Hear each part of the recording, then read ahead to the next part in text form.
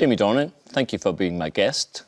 We're here in the Lyric Theatre in Belfast, the premier theatre in Northern Ireland. You haven't trodden the boards here for a long time. Tell us about that adventure way back in the distant past. I've only trodden the boards here once, and it was 19 years ago. And we were doing Chekhov, Cherry Orchard. I don't really know what role I played. I think I was a waiter or something. I just remember, like a servant or something. I just walked around offering people drinks, I think. But I felt like I was on stage quite a lot. I mean, I think I probably played a few different roles. It was a long time ago. Does Jamie Dornan have a philosophy in life? I guess I subscribe somewhat to the idea of that school of you only live once, a version of that probably, and that life is for living, and that, you know, you have to enjoy yourself and take a lot of risks.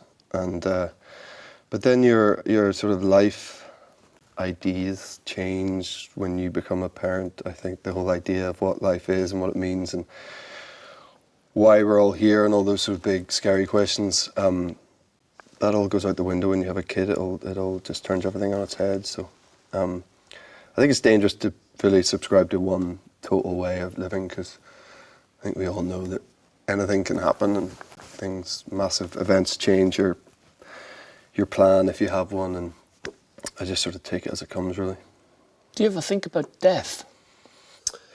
No, when I was younger, I used to be quite ignorant to death, and I was sort of openly sort of unafraid of it, and I would say that. I would say, I'm not afraid of dying, you know. I sort of didn't want to live my life that way, and I still feel that to a point. I don't want to be someone who's fearful of the idea of it. But again, when you become a parent, you aren't going to take sort of physical risks that could, you know, induce death. I'm not going to jump out of a plane. I probably would have wanted to do that before I became a father. I'm not going to do that now. And I think about it much less now, but when I was younger, based on events and things that happened, I guess it was more in my consciousness. And but I try not to think about it too often. Death visited your home almost 20 years ago, in fact 20 years ago this July, when your very young mum died. You were just 16. What sort of an impact has that death had on you? Truth be told, I think I'm still sort of finding that out. I think grief is a bizarre concept and feeling, and it's very powerful, and it creeps up on you, and even 20 years on it'll creep up on you. And that they say that thing of grief, it comes in waves, and I truly believe that, but I don't think it comes in waves just in the immediacy of the death. I think it you know, 20 years on, I'll have days where it'll just smack me around the face. Again, I think having 2 kids has an impact on that. So I think the impact it had on me is forever evolving, and now watching my wife be a mother and both my sisters being mothers, and seeing the role a mother plays in young lives, and then realising that you know, I didn't have that for a section of my my youth. It's a big thing. It felt like a big thing at the time, obviously, and it was a horrendous time in my life, and you're never over it. Do you keep the memories of your mummy alive in your little children as they are now beginning to grow up? Yep, very much so. We have pictures of my mum around our house, and we're forever telling both my kids. Well, our youngest is not even 2 yet, so it's tricky for her, but our 4-year-old asks questions about her all the time, and I think it's only right that we do that. She is their grandmother, and we want them to know that. So yeah, it's something that's very important to me and both my sisters, I think. What traits did you inherit, do you think, from your mum? I try to ask myself that quite often. The answer still escapes me. I think my mum was a creative person. And my dad is, as you know, is a creative person himself, but found himself in I feel like my dad's been quite creative in an industry where it doesn't allow for a lot of creativity at times, and that's bothered him a lot in the world of medicine. But my mum wanted to go to art school and got accepted to art school, and went away for summer, I think, and then came back and just go to art school, and her parents had cancelled the application and had enrolled her into nurse college, so they made that decision for her, and that grated on my mother her whole life, you know, and she continued to draw and paint throughout our childhood, and probably the only A's I ever got for my art were actually done by my mum. I probably should admit that, but yeah, so I thought maybe something about me being in a creative industry I took from my mother. Did you inherit your good looks from your mother at the expense of your father suing me? I mean, Dad will just not like that question at all. My mother was a beautiful, beautiful woman, and yeah, my dad. The amount of people that come up to me in Belfast and take great pleasure in telling me that I'm nowhere near as handsome as my father. I've had that a lot. Your father, Jim Dornan, is a well-known gynecologist obstetrician. He's zestful, brimful of energy, irrepressible, larger-than-life character. Yep. In fact, I think he had aspirations to being an actor himself. He did. Now, what has he imparted to you from your outlook on life, etc.? Positivity. He's the most unwaveringly positive person I've ever met in my entire life, and I ever will meet in my entire life. He's just has this outlook, and God, look, he's been through it too. I mean, he lost his wife at 50, they're both 50. And he's had cancer? He's had cancer, he's in remission from that. Basically, every version of Dad ends with positivity, that's all I can say. I mean, he will turn every negative into positive instantly. And there's not that many people, certainly that I've met, and I feel like I'm pretty well travelled at a relatively young age, and I've met a lot of people, that I've never met anyone that has that in spades. He says when he walks into any room, no matter what room it is, he feels that he's the youngest person there. I think that's just a brilliant ethos to carry into a room. It gets him into trouble probably sometimes, and sometimes it ends with, I don't know, you know, embarrassing situations for me as a son when I'm with him, if he's in that mindset. But just the most positive, joyful person that I know. You dropped out of university. It wasn't a done thing necessarily against your backdrop, middle class, Methodist College, Belfast, your contemporaries driving forward. Do you ever regret dropping out? I mean, no, absolutely not, no. I wasn't, for starters, I was a terrible pupil. I wasn't particularly academic at school at all. In fact, it was almost the opposite. I didn't do well at school, I didn't do well in my exams. But I didn't do any work. I mean, I literally didn't. I don't know why that was. And my dad was forever trying to get me to focus more at school and to get good grades. And his parents had done the same with him, even though he wanted a sort of fancier life of you know, playing and acting and whatever it was he wanted to do. It was drilled into him that he had to get good grades. And Dad did try to impart that on all of us. And I just wasn't up for that. Yeah, but you say you weren't a good student and you didn't give much attention to what you did. How can you explain then your capacity to hold your lines together, to impart lines fluently in various accents and languages, etc.? There seems to be a contradiction there almost. Have you strong memory? Not particularly strong memory, I don't think. I think the thing is, if it's something that I want to learn about, the part I enjoy most about being an actor is the research and getting, you know, getting your nails dirty and digging into the lives of these people that you're portraying and the time of which you're portraying and doing all that research, and to do it all and then just to try to forget it and leave it all behind when you hear action, because you don't want to be your head filled with all that stuff. So when it's something that I want to learn about and I want to focus on, I'll be the most focused person in the world. I just at school and at university just had zero interest in what they were trying to get me to focus on. You left Belfast in 2001.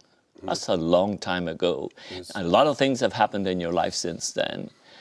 When you come back here, you're virtually a prisoner in your own city. You just can't walk around, can you? Somebody's going to be asking for an autograph, a photograph, or wanting to speak with you. Do you find that a bit irksome? Yeah, I do a wee bit. I do here. It's worse here than anywhere else in the world for me personally. It's a. I guess here, if you're in the public eye and you're from here, you've gone away and done whatever, and you're recognisable, people feel that they have a sort of an ownership of you almost here, and where if you get recognised, say in your pub or something, and you're in London or you're in New York or Berlin, anywhere, and someone recognises you, they come up and they're like, oh, I'm so sorry, excuse me, would you mind? I'm a big fan, can I, you know. But in Belfast, you're in a headlock before you know it. Someone's just grabbed you, they're taking a picture without asking you, and once they finally release you from a headlock, then it's like they invariably know someone. It's like 2 degrees of separation here as opposed to 6. It's usually, sure, your dad delivered my kids, or, you know, or you're my second cousin or something, we're distantly related. So that is tricky for me here, I find, and you know, I don't get to spend a great deal of time at Belfast anymore. That upsets me a little bit because I do love it here, but it's more manageable. That side of things more manageable when I'm not here.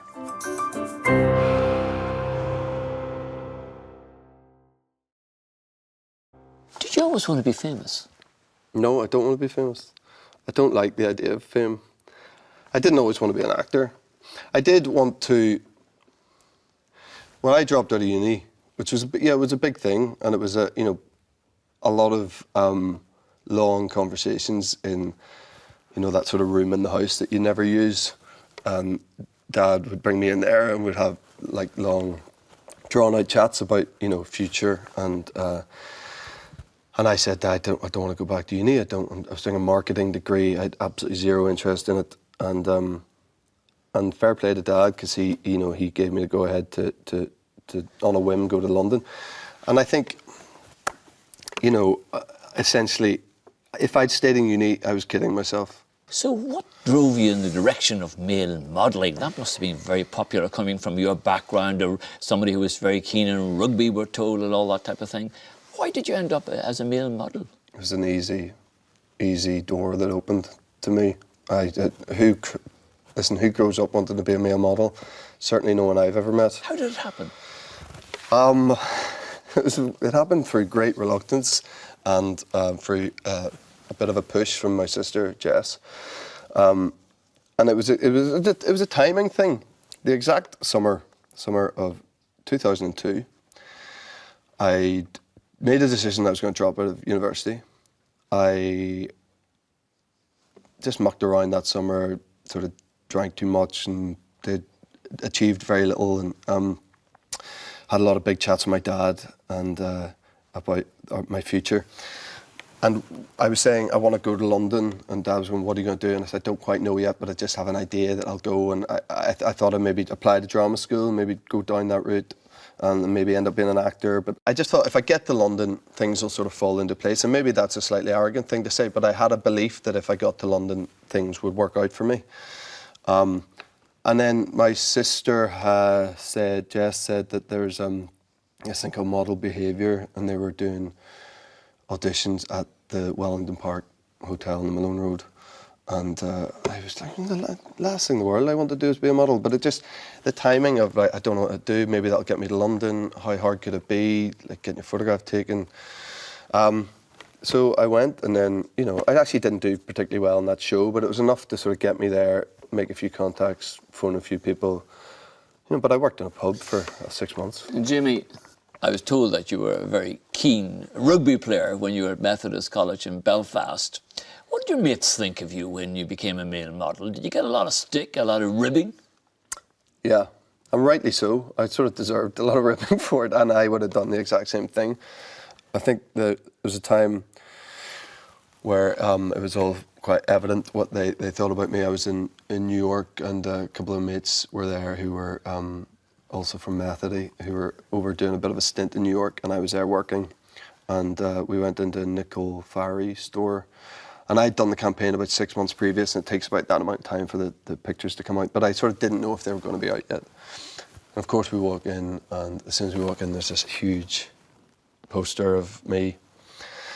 And I'm doing quite an odd pose in it. It's quite an awkward looking, uncomfortable sort of seating setup. My hands are doing something pretty weird. It wasn't my finest shot. But still, as with friends, it's a successful thing that's happened. Cue support from your friends. But no, they just laughed and laughed, and I doubled over laughing. Got the woman from the shop over to point and agree with them about how stupid my pose was. And I just sat back and went, okay, well listen, if that's what your friends are like, who needs enemies? Well, you hit the top as a model, Calvin Klein, posters all over the place, buses everywhere in London, everywhere one went. But you opted out from modelling. What decided for you to espouse acting? Did you feel that modelling was a poor relation to acting or to an alternative career? I didn't have a great deal of respect for modelling. Why? I just didn't. I just didn't think it was something that it didn't do anything for me. It was very good to me, and I'm grateful to it for what it gave me. And I did it for a decade, and it was, you know, it was fun.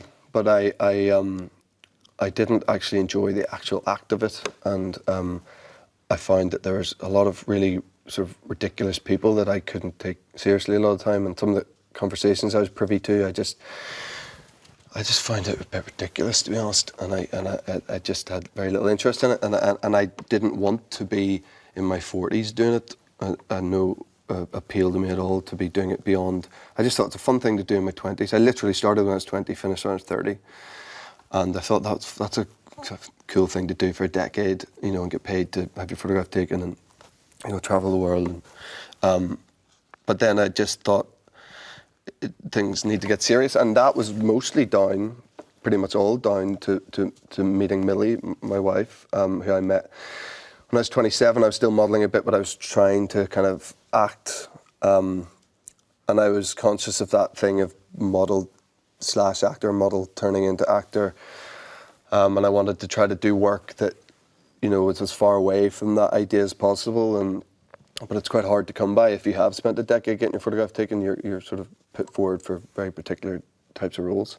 But when I met Millie, and I knew the night I met her that I was going to marry her, so I thought, I just have to get a bit serious here. And being serious to me wasn't to continue modelling. I want to follow on your acting career in a moment, but you say the night you met Millie, you knew you wanted to marry her. 100%, yeah. Was that your epiphany moment? I didn't tell her that. That would have been a bit too strong, I think, as an opener. It was definitely an epiphany moment. I feel like you'll have a few of those in your life, and it was yeah.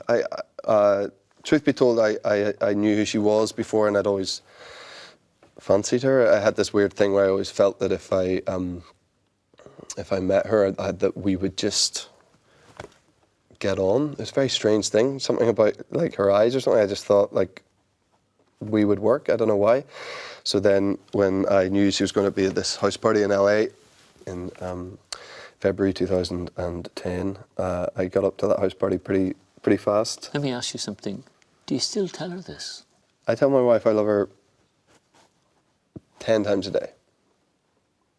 I do. I think that's really important. I don't do it because I think that's what she should do as a husband. I do that because that's what I think. Well, now that she knows you so well, yeah. Does she tell you 10 times a day that she loves you? 7 or 8, probably. I think I get a few sort of no responses. Success didn't come overnight for you in terms of being an actor. You had your tough times, and then you had a minor role in Marie Antoinette, I think, etc.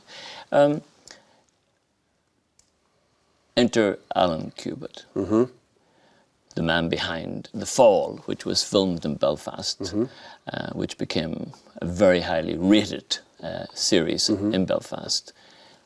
How did that happen? A lot of, very rarely does stuff that's set here come across your lap that isn't directly about the Troubles. And I've sent these scripts, and you hear actors saying this all the time, but I really do mean this. They were the best scripts I'd ever read. Now, I was sent them, I think I was sent the first 3 episodes, and it was to play one of the police officers who dies at the end of the 2nd episode. But at that time in my career, playing a police officer in a BBC series who dies after 2 episodes was a really good gig. I was like, that's a great thing. I've never done anything for the BBC. I must have had, dozens and dozens of auditions for BBC. I've never had a sniff at anything, really. I thought this would be great. I'd go in. I'd met Alan before. We had a couple of mutual friends in London. So I'd met him socially before. So when I went in, it was nice there because he was a friendly face. I did the audition. I'm a terrible auditioner. I've never in my life come out of an audition that I thought went well. I've always just gone, well, that's a waste of everyone's time. And it was the first audition I ever came out of where I went, you know what, that was all right. I think that was all right. I think I did well there. So I was going out to LA for pilot season immediately after the audition I had had, or 2 weeks after the audition I'd had for The Fall. And the idea was we would rent the house for 4 weeks, and I'd stay out there the whole time, try to get a job. And after 4 days of being out there, committed to this rental property in LA and stuff, after 4 days they called me and said, we want you to come back and audition for Spectre.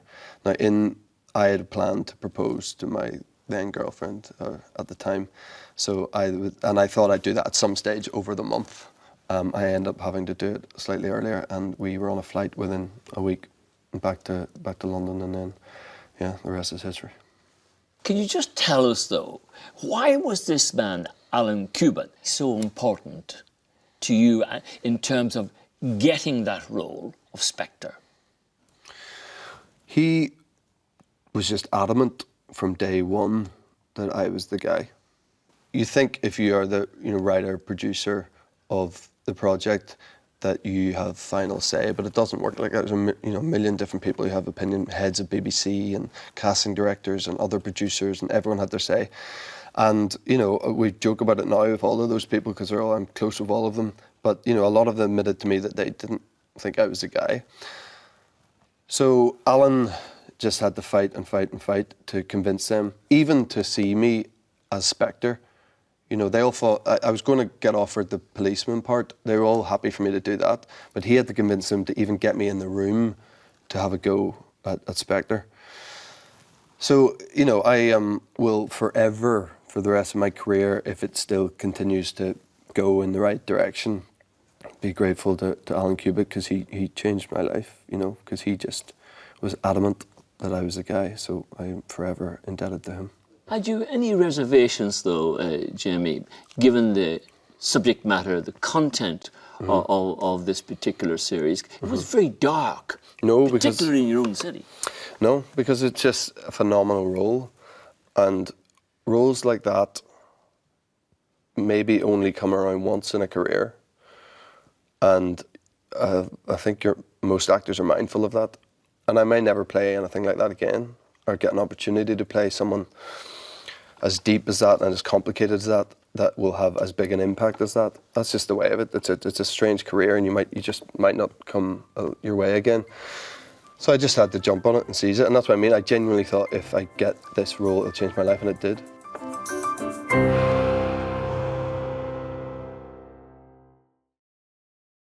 "50 Shades of Grey." Yeah. Now, it's a big jump from Mr. Spectre to becoming Mr. Grey. How did that transition happen? Was that accident again, or what exactly occurred? That wouldn't have happened without The Fall. I mean, nothing that happens in the rest of my career that is positive doesn't happen without The Fall. I think the only reason I was in a conversation for that part was because of The Fall. They wanted someone relatively unknown, which I was. Yeah, and it was just one of those things, and I was very much in the conversation before it, and then they cast someone else quite famously, and then he pulled out of it or whatever happened there, and then it was sort of open again, and then, you know, it was mine. And it all happened very quickly, and I only got cast 4 weeks before we started filming. Well, when you signed on that dotted line to play the lead role, Mr. Grey, did you know just the fallout, the potential fallout, the tsunami of change that was going to take place in your life? Yeah. Well, it's hard to answer because, you know, over 100 million people have read the books. The movies were going to make an impact. You knew they were going to make a big impact, and you knew they were going to be, you know, received in very controversial terms, and you're going to have fans of the book who only want good things for the film and want them to be good and want to embrace it.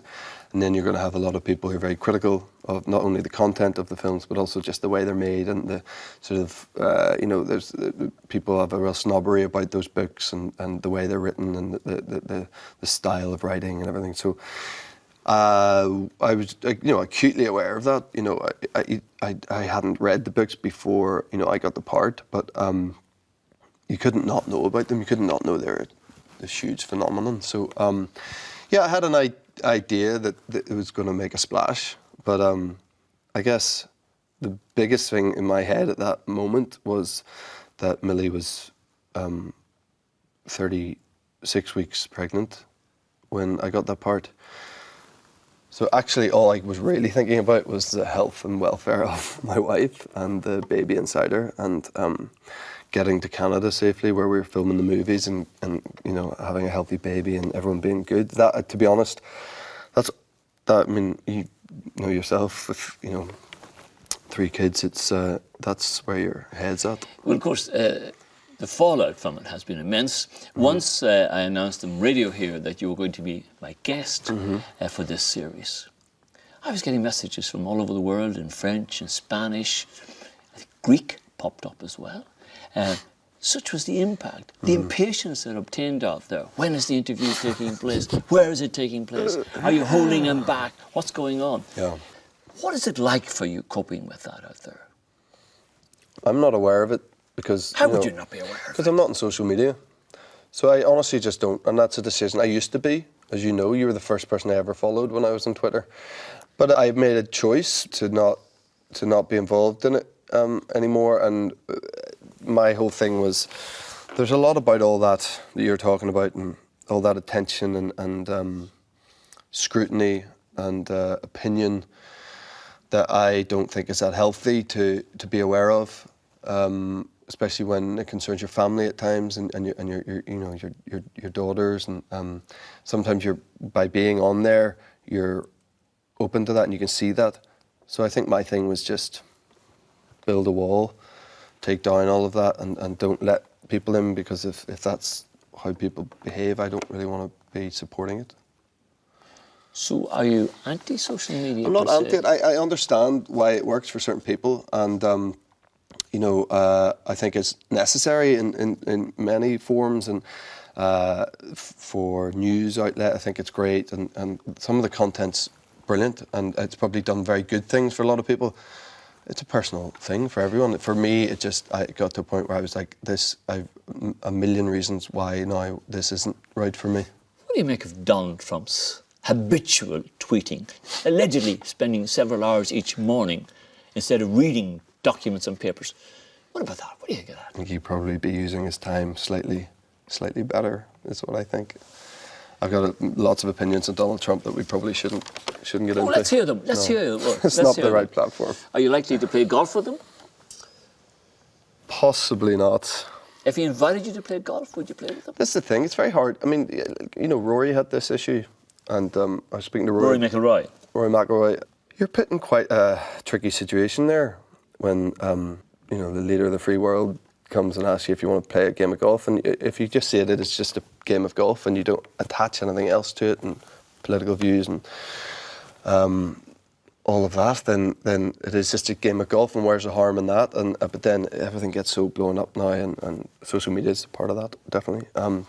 So, would you have the strength of character to say no? I don't think he's going to ask me, so I think Well, I'm all right. presumably he did ask you. I honestly don't know. I think it'd be really interesting to play around the golf with him. You know, I don't think there's one policy that he has that I'm in any form of agreement with, but it would certainly be interesting. That doesn't mean it wouldn't be an interesting person to play around the golf with. When it came to playing Mr. Grey and all that, did you have any reservations at all, allowing yourself to enter into that world of raunchy sexual environment and that type of thing? Did you think twice about that? Did you have second thoughts? Did you reflect on family attitudes and everything when you were confronted with this challenge? Mm-hmm. No. Why was that? Not at all. Because, you know, my dad's one of the most liberal people I've ever met. And, you know, my whole defence of 50 Shades is that it's consensual. And by the way, like S&M, that type of sex, whatever, it's not for everyone. It's not for me personally, but lots of people enjoy it, and it exists. We haven't made it up. We're not forcing it down people's throat. It exists. It's a real thing, and lots of people love it, and we're just, you know, portraying that. And so I think it's harmless, to be honest. How does your wife Millie cope with all the waves of temptation out there for you? How does she keep her head sane with all this attention, this adulation that you receive? I think we've made life choices that protect us from a lot of what you're saying. We've made a choice to live in the countryside, kind of in the middle of nowhere, and that's where we want to raise our kids. Neither of us are on social media. I think you can. It's a funny thing with fame or you know, attention or whatever, you know, public attention, whatever you want to call it. I think you can make it worse for yourself if you choose to. And you can peacock a little bit, and you can be seen at this place and that place and make sure you're at this event and live in this part of town and be on social media and follow these kind of people and tweet this kind of thing. And again, like, I'm not, like, you know, if that's the way you want to be, fine. But as I say, I've made a choice for my family, and collectively, Millie and I have made a choice that isn't how we want to be. So I think we protect ourselves from it a bit. And I know Millie has not seen any of the movies. I doubt she ever will. We sort of joke about watching them in our sort of 80s. Why would your wife not look at you in playing one of the highest profile roles in the world? There's plenty of sex in those movies. I just don't know why you'd want to watch your husband simulate sex with someone else for, you know, 40 minutes out of an hour and a half movie. I just, you know, yeah, I mean, she's so supportive about the whole thing. She's been with me the entire time we've been shooting them. She comes to set on certain days when we're not doing certain scenes. Her and Dakota have an amazing relationship. They're very close. And, you know, so it supports in every way. Comes to the premiere. I don't watch the movie at the premiere, you know. I always have to go off and do press or something anyway, and I've usually seen it by that point. So it just has served her not to watch them.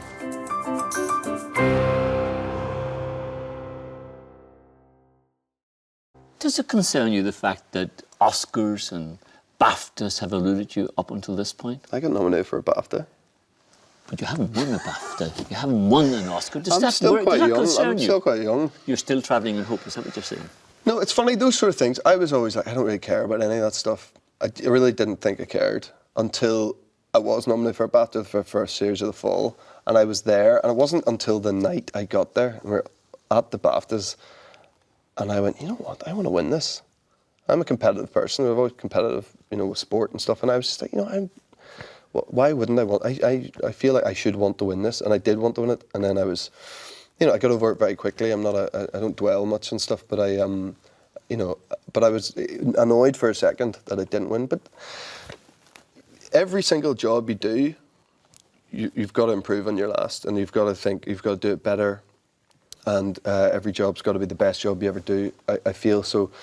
Hopefully, those sort of you know, as much as I like to think I don't care about that, hopefully those things will come back around at some stage. Do you think you're a good actor? I think I'm serviceable.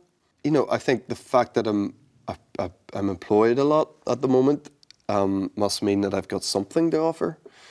I've never watched myself and thought, God, that's good, you know. But I'm aware that, you know, through other people's reactions and through things like being nominated for BAFTA, that other people deem you to be good. So I take, you know, solace from that. But you can never, you never want to believe that you've got it set, that you're like, I know what I'm doing here, I just turn up and I do this and that'll work. You've always got to be learning, I think. Do you ever have times when you say, the hell with this for a game of darts? I think I should be doing something else. Do you ever actually think of getting out, walking away from it all? Not now, no. I have a real thirst for it at the moment. I feel like the thing I'm working on at the moment and a movie I did, 2 movies I did last year that I, you know, that whole thing of like wanting the next one to be the best one and putting more and more into it. I feel like I'm really trying to sort of fill those levels at the moment, and I want to pour everything into it, so I love it.